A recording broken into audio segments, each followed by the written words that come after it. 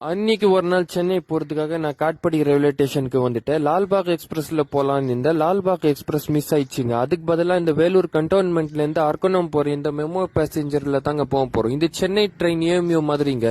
இந்த ட்ரெயின்ல நீங்க போகணும்னா ரொம்ப பொறுமையா தான் இருக்கணும். உங்களுக்கு ரொம்ப அவசரம்னா லால்பாக் இருக்கு. அதுக்கப்புறம் 11:30 மணிக்கு கோயம்புத்தூர் இன்டர்சிட்டி இருக்கு. அந்த ட்ரெயின்ல போகலாம். ஒரு வழியா நம்ம ட்ரெயின் எடுத்துட்டாங்க. நாம ட்ரெயின்ல இப்போ போயிட்டு இருக்கோம்.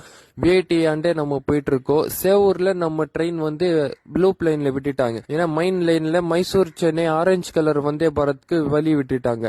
வந்தே பாரத் எப்படி ஸ்பீடா வருதுன்னு நீங்களே பாருங்க.